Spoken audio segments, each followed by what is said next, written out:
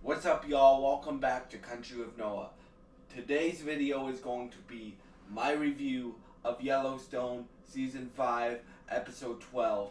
This episode was insane. So, so, yeah, the two massive things that happen in this episode are the ending, and there's a massive death that happens.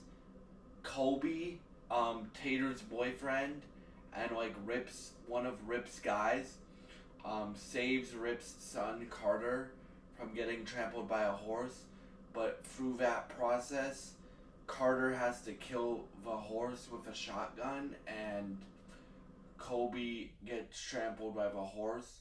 So Kobe unfortunately died.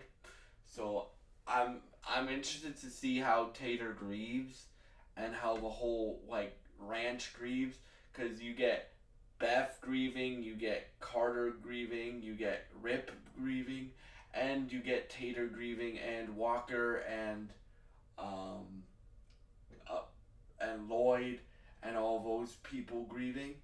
Um, so I'm very interested to see if that has further ramifications. Like, does Tater blame Carter even though it wasn't his fault?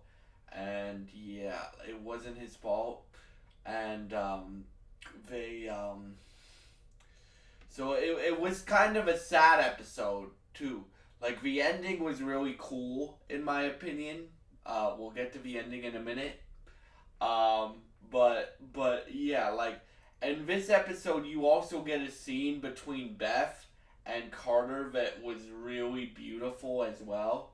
Like, you get a scene, so Beth is um, Carter. You get two Beth scenes, but I feel are like some of the reasons why we all love Beth Dutton, right? Where either we love Beth Dutton for saying stuff that we would never say, or we love Beth Dutton because when she cares about somebody, she really cares about somebody. And I relate to that because I I really care about the people I really care about. So we get two scenes where she goes. So the first scene is with Carter, right? And Carter is blaming himself because if he did if he didn't go into the stable, then Kobe wouldn't have died, right? Because Kobe got trampled by the horse, and Rip had to. I mean, not Rip. Carter had to kill the horse. Um, so Carter is blaming himself, and she's like, "You can't blame yourself, kid, because um, it would be dishonoring his sacrifice. He would want you to live. You're a cowboy and stuff like that." I'm not quoting it verbatim because I don't remember the exact line, but that shows Beth and Rip are these really good parents in my opinion, because they can they're really defensive of each other, and you really start to see, you guys remember in episode 1 where I said one of my favorite scenes in that episode is where Rip holds the kid up to the horse so the kid can pet the horse. That's what this scene reminded me of. And we also get a scene between Whip and Carter, but Rip, she thinks Rip is gonna be mad at him, right? And then Rip is like, "It's not your fault. It's not your fault. If it's anybody's fault, it's my fault." And so again, I'm very interested to see if that has future ramifications. We only have 2 or 3 episodes left. I don't remember of Yellowstone before the series finale, so we'll see what happens there. Throughout this episode too, they catch up. So you the flashbacks in Texas, you catch up to there. So Travis is in this episode, Taylor Sheridan's character, and I love Travis, dude. Travis is one of my favorite characters. We don't get him a lot in Yellowstone, but when we do get him, we get him a lot. So when they do the Four Sixes spinoff, I hope he's a main character in that. I really like his character in Lioness too. that they introduced in season 2. But yeah, so for me, because Taylor Sheridan is not only the best script writer on TV and the best producer on TV, because I like all of his shows.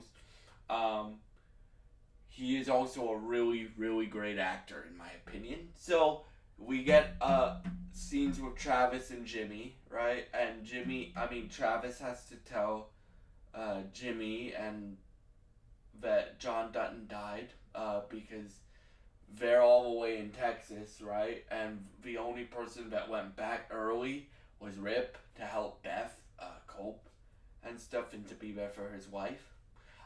So Jimmy's like, I'll take the weekend, but I'm a cowboy, and John Dutton wouldn't want me to take a week off just because he died. So I'm very interested to see where they leave it in Texas, because they are gonna do a 4-6 spinoff with Jimmy and his girlfriend and probably some other characters, but we haven't met yet. So I'm very interested to see where they leave it for that.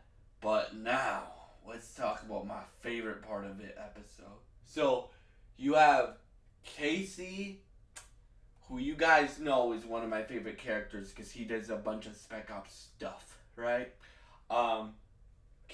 Casey calls his Navy SEAL buddy, and he's like, do you have the information for me? Because now that Casey got the investigation into John Dutton's death reopened, he wants to find the person that killed John Dutton. So he does, because his friend he had his friend look into it. So Casey goes to like threaten this hitman that killed John Dutton, and we find out that he has a daughter, right? So Casey's in a hood and he has like a gun, right? So he's like, you touch my family, I can touch you, your parents, your wife, your kid, and stuff like that. And I should just end you right now for what you did to my father. And you guys know I love when Casey goes all Spec Ops and crap. So I loved that scene because it shows the market equities guy that Sarah hired before she died that he's not untouchable, right? Casey can touch him if he decides to go after any Dutton adjacent colleague. Right? So that means if he goes after Rip, if he goes after Beth, if he goes after Casey, Monica, Tate, Carter, right?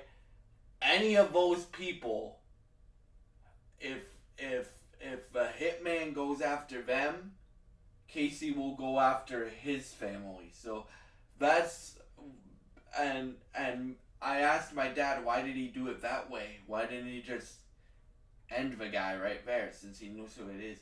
And my dad's like, shout out to my dad. My dad gives the best advice on the planet. Shout out to Mike Briones. So he's like, because if Casey would have done it that way, then he would have had to take out a whole bunch of people. This way, he has leverage on the hitman that killed John Dutton. So if the hitman that killed John Dutton tries to strike back at Casey, he can go and be like, nope, do what he has to do, right, to defend his family. So that was my favorite scene of the episode, right? And I'm really sad. Well, at the same time, I'm really sad, but I know we're gonna get spin-offs. But Yellowstone is ending soon, because you guys know it's my favorite show of all time. So yeah, but yeah, I can't wait for episode 13, 14, and hopefully 15. I think there's 3 left, or maybe 2. But we'll find out. And yeah, so those are my thoughts on Yellowstone season 5, episode 12, and I hope y'all enjoyed this review. Thank you so much for watching, and if you enjoy this content, please subscribe, like, and share this video. Thank you for watching, and goodbye.